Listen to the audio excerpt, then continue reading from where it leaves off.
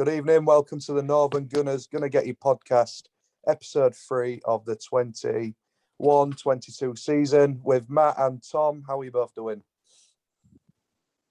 Yeah, I'm doing good. Thank you. Yourself? Yeah, I'm not bad. Tom, how are you doing? Yeah, I'm good. Thank you, mate. You? Yeah, not bad. It's nice to leave the pod for a week after that shambles in the Premiership, but we'll crack onto that in a moment. So first of all, I just want to say that me and Matt actually went to the West Brom game before the Man City game. Did you enjoy it, Matt? Yeah, I did. I mean, don't get me wrong, the level opposition wasn't anywhere near the teams we should be, like. It was poor one. I mean, it was their reserve team basically, but players scored goals like Aubameyang. It was an enjoyable atmosphere. It was a good laugh. The crowd was up for a bit of a laugh. Sang plenty. It was loud. And at the end of the day, all you can do is beat what's in front of you. And if nothing else, hopefully it gave him a bit of confidence. The fact that he's put a couple of goals in the back of the net. What about yourself? Yeah, I enjoyed it. It was a good drive up, wasn't it? Yeah, it was a good full day. It was a good laugh, really. Good laugh. Cost like 12 quid for 2 pints, but it was all good. And then, we scored a few goals, so I was optimistic. And then we went into the Man City game, which I also had the pleasure to go to. Tom, I'm going to jump to you first. What did you think of the lineup, first of all, and what did you think about the game? Well, the lineup, I was quite surprised, to be honest with you. I thought he'd I don't know, just go for a tried and trusted formula that we've had against Man City in the past. But the way he sort of emptied the midfield, from what I could tell, was leaving Xhaka in there by himself. I was really, really surprised by that. I thought he'd have played El Neni, to be honest with you. Yeah, it was a bit of a curveball, let's say, and obviously it bore it out in the result, really. Sorry, personally, I just don't get why he dropped the Conga. I mean, I think he's been one of the only things that we've had all season so far to be excited about, and like you say, left Xhaka on his own in the middle. I mean, Sambi could have done a good job alongside him in that game, I think. Yeah, it was a bit of a strange lineup as well. What we saw at West Brom, Kolasinac playing centre-back. That's a player that we're trying to get rid of, and we unsuccessfully didn't get rid of him in the transfer window, but we'll come on to that in a moment. But I just don't understand the formation and playing people like Kolasinac that we don't even see as part of the squad anymore. What do you take on that? I think it's a tough one, because I think a big chunk of that Man City lineup was dictated with what he had available. I mean, if you look at the squad we've got, I mean, can you tell us what else we could have played? Who else we could have played as centre-backs? I mean, I don't think we had anyone, did we? Unless it's somebody I'm not thinking of. I mean, I know what he's saying. We should be getting rid of players like Kolasinac. And it probably won't. I mean, I personally think 3 at the back's our best formation, but not with the side we had out. I agree with Tom. I think against Man City, we should have gone with 4 at the back and just flooded the midfield and try and stifle them. I mean, I still don't think we would have won, but I don't think it would have been 5-0. But as much as I feel Arteta's done wrong recently, I don't massively see what else he could have done. But then I suppose you could argue that a better manager would have set up the team to the strengths that he had available, and I don't think he did that. Yeah, he should have packed the midfield, like you say. I'd have probably gone Xhaka, El Neni, and Lokonga in there, just to give us a bit more of a shield on the back 4, especially when you're back 3. Sorry, when you're playing someone like Kolasinac there, who's not a centre half.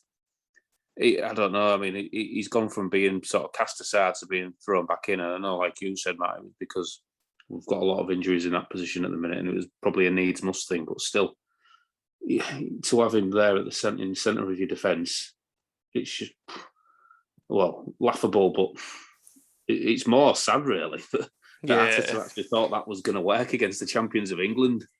I mean, I would have gone 4 at the back and put Chambers back to centre back and put him Cedric maybe at right back and seen how that works, because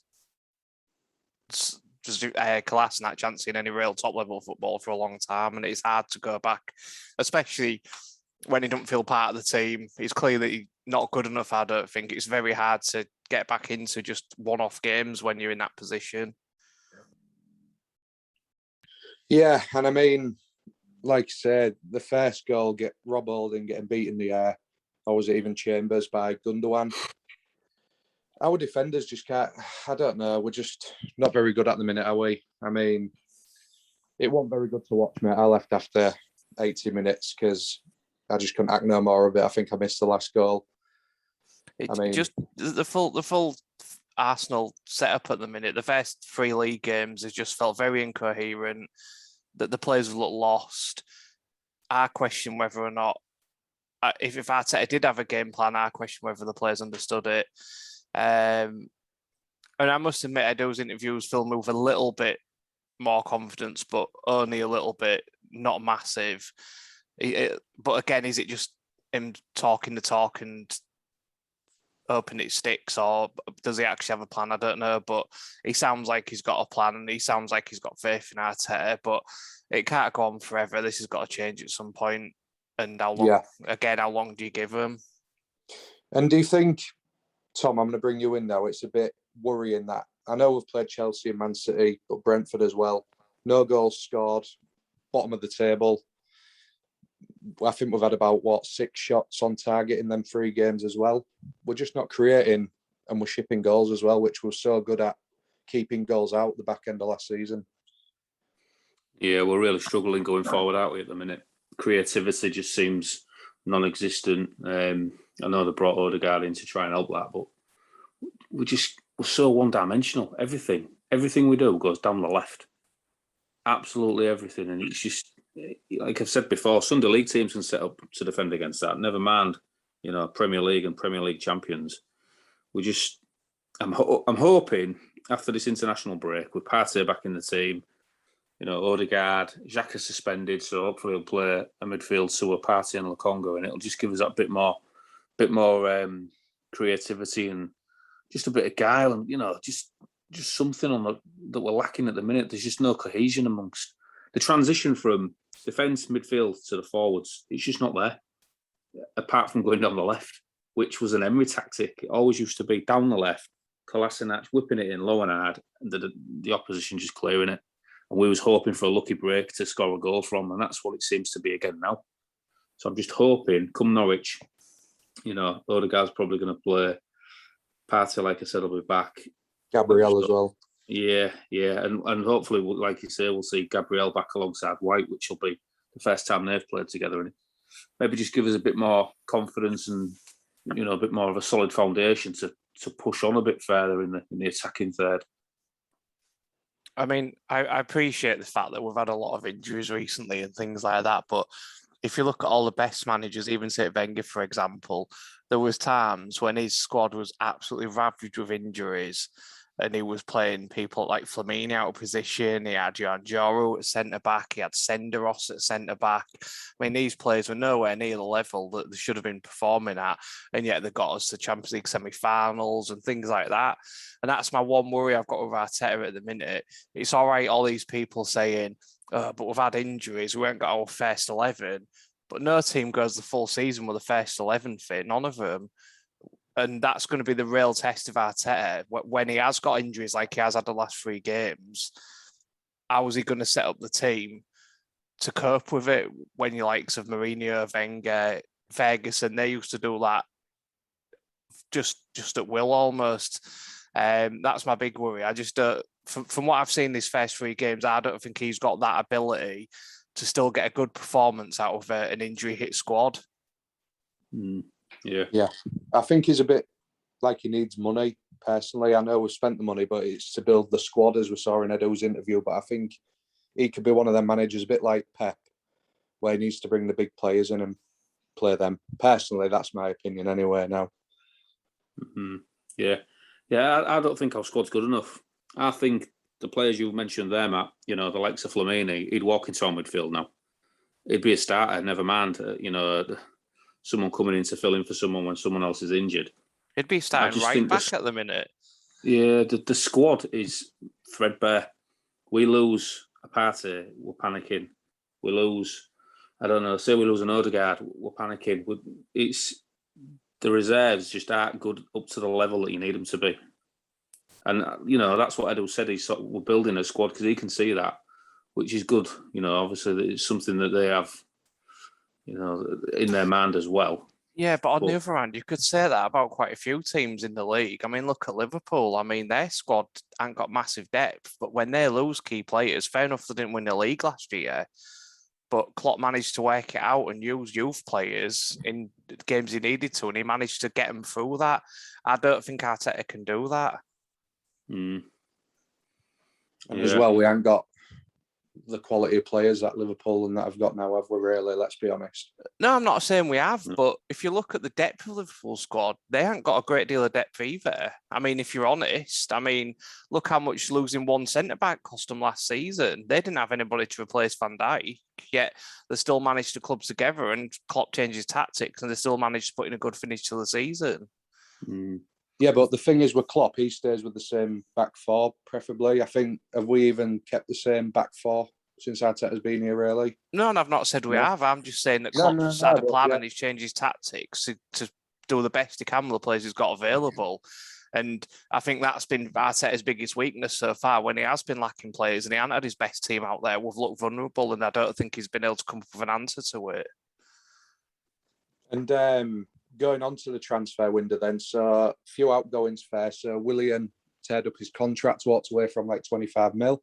I'm happy with that. Bellerin out on loan, Runnison out on loan, and then we're bringing Tommy, I forgot his last name. Someone help me out. Tommy Asu. 6'4" centre-back / right-back. I've seen a few clips of him. I don't know a great deal about him. I don't know if any of you two do, but he looks certainly an upgrade to what we've had. And I think even if he slots in as a back three, I think we're going to look more stable with him at the back. I think he looks all right. Yeah, I mean, I must admit, I've only watched sort of clip videos of him and watched a couple of Serie A games from last season that are on YouTube, so I've not got a great depth on him, but he looks like he's better than what we've got in that right back position at the minute. I mean, he looks like he can.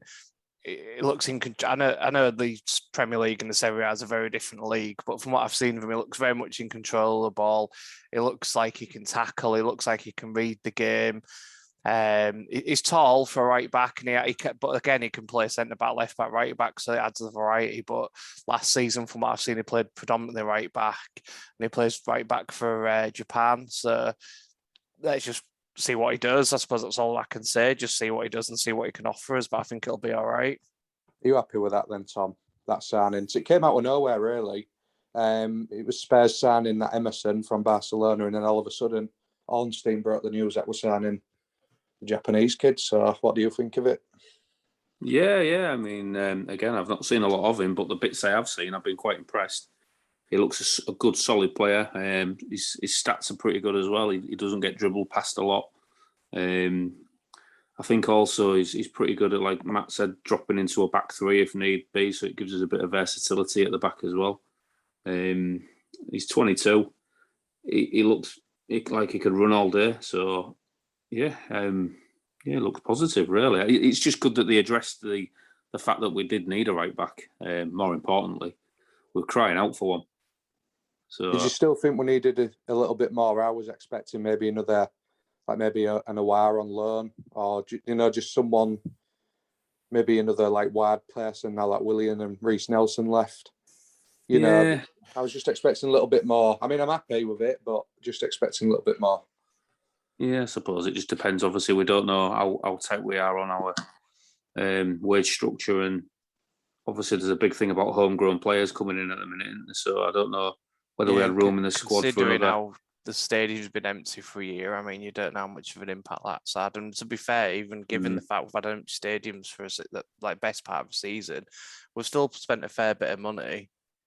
And the OR thing, if you brought him in, I mean, is that going to affect Smith Rowe's development? Is it going to limit game time for Saka or Pepe? I mean, fair enough. You could always say, well, what if they get injured? But what if they don't? I mean, is Aouar going to come in and sit on the bench anyway? It's one of them, isn't it? Yeah, It is one of them. Yeah. Plus, just going back to OR, there's a reason that Leon were offering him around Europe at a cut price, and nobody took him. That's sort of red flag for me, really. What I know he's a good player, but what else is going on? Could we have another Guendouzi on our hands if we took him? There's a reason. Like I said, the rest of Europe were all over him. Yeah, and the last thing we need at the minute is another disruptive force in the dressing room. It's bad enough as it is. I mean, just coming from that one incoming then to the outgoings, what I mentioned, I just find it very strange that we can't sell players. It just seems everything is just either a loan or we're terminating contracts at the minute. It's because nobody wants them. It's because they've got massive contracts historically when they were signed by Wenger or Emery or whoever signed them.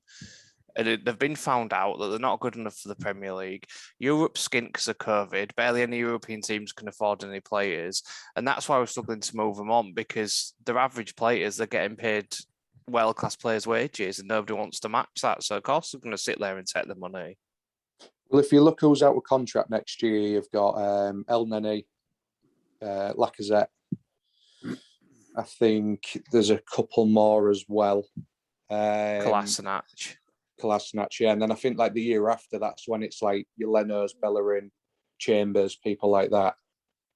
It could be about 60% of our squad. But barring a couple of players, mate, I mean, if the only way to get rid of him is let him wind down the contract, then let him wind down the contract. If nobody's interested and we don't want him, just let him sit there and take the money. I know it's not our deal. I'd rather they went, but nobody wants Kolasinac for the money he's on. No, who's going to pay 100 grand for Kolasinac? Never. So it's either we let him sit in our reserves and pay him, or we pay him to play for somebody else. It's a no-win situation. Yeah, you cannot sell dog shit. You don't sell up a market stall trying to flog that, do you? It just doesn't happen. No, don't get me wrong. If maybe COVID hadn't hit, I reckon we could maybe get 10, 15 million for a couple of these players to Italy or Germany, where they'd probably do better because it's a different style of football and a bit slower. But no English club's going to buy Kolasinac, or I mean, they can't even get rid of Nketiah. I think that was his choice, though, wasn't it? I think Palace agreed a fee, but I think it was actually Nketiah that turned that down. His wage demands apparently want it. Yeah, so it goes back to the same problem. It's the wages we've given these players that aren't good enough. Yeah. Yeah, it's like you said, it's a tough market as well, isn't it? Europe's struggling financially. So does that mean we're going to spend 150 million every year then for 3-4 years to build a squad again? Well, if that's what it takes. Yeah, I mean, I don't think we're in a position like Man City or Chelsea or United or Liverpool to spend 50, 60, 70, 80, 90 or 100 million on one player. I think we're going to have to keep back in this plan of buying 4 or 5. To be fair, we've bought 4 or 5 very good young players this window. And if that's the way it's going to go, we need to keep doing that. And eventually, them players will mature where the young players we buy will then be able to learn off them. And it's going to be a long, hard journey. But unless we accept, or unless Kroenke accepts a bid off Eck or somebody with massive money that wants to just throw money at us, then this is the road we're going to have to just sit through. Yeah, I mean, I know we're looking, towards next season, but if Lacazette leaves on a free, that means we're going to have to shell out for a goal scorer, aren't we? So there's some of your transfer budget gone already, because we're going to have to replace Lacazette.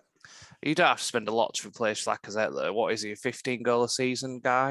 I mean, I know he's a good player and he offers a lot in like transitional play and stuff like that, but he's never been a 20, 30-goal a season man for us, has he? So it's not great shakes to replace him. I mean, we could have probably bought Tammy Abraham and he'd have probably scored the same amount of goals, if not a little bit more this season than Lacazette will.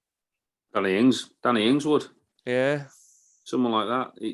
It's about being clever with your money, isn't it? I mean, hopefully Martinelli's going to come on leaps and bounds this year, and I'm assuming that's their plan. People rave about Balogun as well. I mean, he's only 20 and he's only really played one game, so you can't really judge him yet. So I'd be hoping that they'll take over from Lacazette. and we won't have to shell out for a striker. I suppose it just depends if Ober's, because Ober will be down to a year left, won't he, as well, to be fair. Yeah.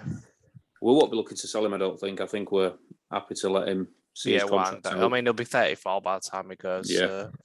But the thing is, what we want to be careful of, we don't want to just end up with a load of under 24, 25-year-olds. You do need experienced players in any team. I mean, even look at that Man U team that allegedly won the league with kids. It still had leaders and older players in the team. Yeah. That'll be one of the main reasons Arteta probably wanted to keep hold of Xhaka. A bit of experience. Yeah, I mean, for all of his faults, He's stupid, don't he? Come on. Same mistakes again. He is, but he's a leader and he has a lot of experience, He's a Swiss but that captain. Man City sending off. You try being a lone man in that midfield. How frustrated must you get? I mean, it's the positions he's put in him as much as his own mistakes. It's not all Xhaka. And to be honest, when I saw, was it the Pogba tackle? Yeah. And he didn't even get carded for that. That was worse. Yeah, it was. It's just because Xhaka obviously left the floor, didn't he? He's got a reputation, hasn't he? Once you have that reputation, referees are looking out for it. Yeah. That's the big thing. But moving on to another subject I think it was everyone was at the West Brom game or was it the Man City game that the Arab owners, I think, have something to do with PSG, tweeted that they want to buy Arsenal. What do you two think of that? Well, from what I've seen, it's been very much up and down, isn't it? I mean, from what I can tell, one of these, is he a Prince, has been saying he's interested in Arsenal, then is sort of other people in the family have talked it down, and so knows. I mean, he's probably got the money on his own, but I don't know. I can't see Kroenke selling for anything at the minute. I mean, let's be realistic. I mean, regardless of where we are in Europe or in the league, we're making him plenty of money. Why is he going to sell? He's using us to fund his preferred sports teams, like his hockey teams, his basketball teams. We're the only ones that really make him any profit. Yeah, but I tell you what, though, if that did come off and we got like the Man City type of owners, a lot of people don't want it that I've seen on Twitter, but I'm all for it in this modern game football, to be honest. I think we need something like that. I'm very mixed. I mean, personally, I'd rather be a self-sufficient club, but you are right, in this modern game, if you want to keep up, you do really need to spend that sort of money, and that amount of money can't be self-generated. Yeah, you can't compete. I mean, Liverpool got lucky. They made a few shrewd signings. They sold Coutinho for like 148 million, whatever it was. You're not going to get one of them every year, are you, to fund your transfer spending? So you do need an Abramovich or a Sheikh Mansour to fund you, other than Man United, who were just a juggernaut, aren't they, money-making machine. You're going to be really, really struggling. Yeah, but the Glazers aren't poor either, are they? So they've got the best of both worlds. No, I would welcome it myself. I've been against it in the past, but now I see us slipping further and further behind. Yeah, bring it on. And just before we go on to Norwich, there was one transfer deal. Ronaldo actually came back to Man United. That is what a transfer window it's actually been there for like every club, really. I mean, Ronaldo coming back to the Premiership, that's going to be exciting to see, isn't it? Don't you think? It's interesting, Ronaldo one, because he's not a young guy anymore. Don't get me wrong, he looks like he's been chiseled out of stone. He's an absolute machine. But when you start getting to late 30s, it's natural you lose a touch of pace. And he's been used to slower leagues now, slow pace leagues anyway, not less quality, but slow pace leagues for the last 7 or 8, 9, 10 years now. And at his age, is he going to be able to come and just reacclimatise back to the high pace and high pressure game of the Premier League? That'll be interesting to see. I'm not saying he's not going to, I just don't know whether he will or not. I mean, personally, I like Ronaldo. I'm always pro Ronaldo, and then Messi versus Ronaldo debate. I'd just be interested to see how he fits in the Premier League now after a long gap and at his age. What do you think, Tom, about Ronaldo? Yeah. I mean, good to see him back. Like Matt says, really, it'll be interesting to see how he gets on. Obviously, the Premier League's a different animal compared to Serie A and La Liga. The intensity in every game, even when you're playing teams bottom of the division, it's still 100 miles an hour. I think he'll do well against the smaller teams, the mid-table teams. I don't think he'll have the impact in the big games that he used to when he was originally at United, just simply because of his age.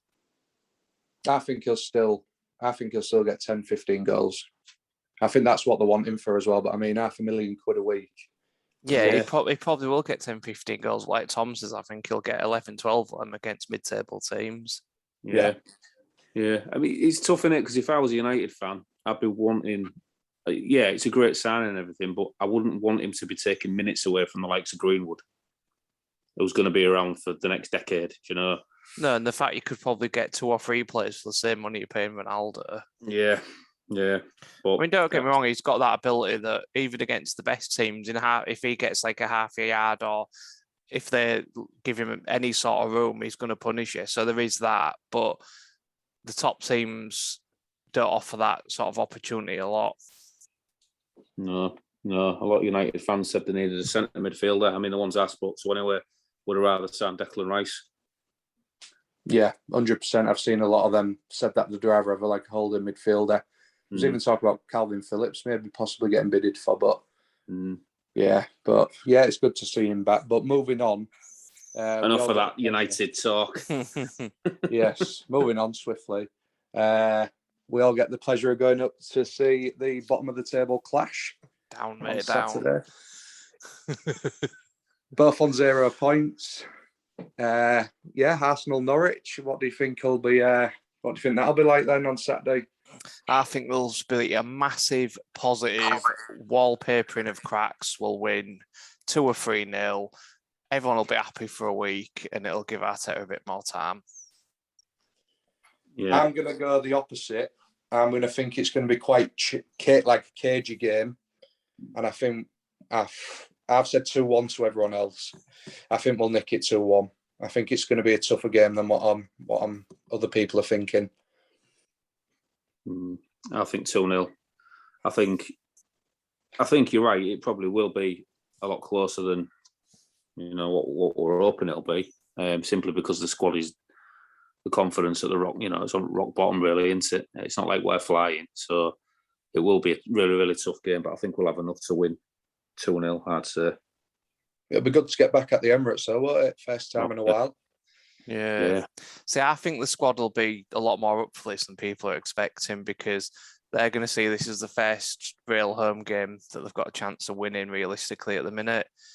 The fans will probably feel the same. I mean, look at what the fans are like away at West Brom. I mean, I think there'll be plenty of noise.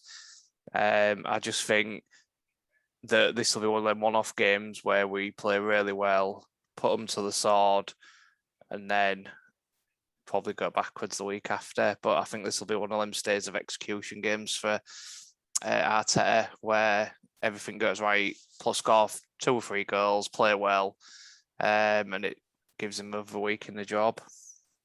Yeah, it'll be interesting one. Yeah, we've got Burnley the week after.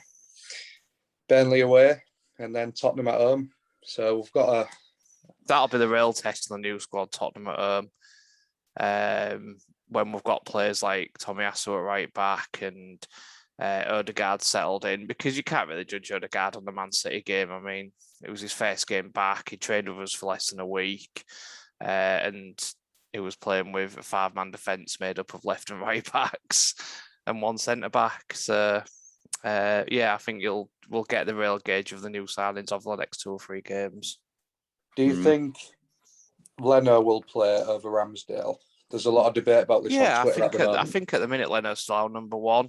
I mean, I know a lot of people have said a lot of negative things about Leno, but he's still being picked as Germany's number 2, which fair enough, people might say it's only number 2, but if you look at the quality of goalkeepers they've got and they still have the faith that he's the second best, I think that shows how good he is.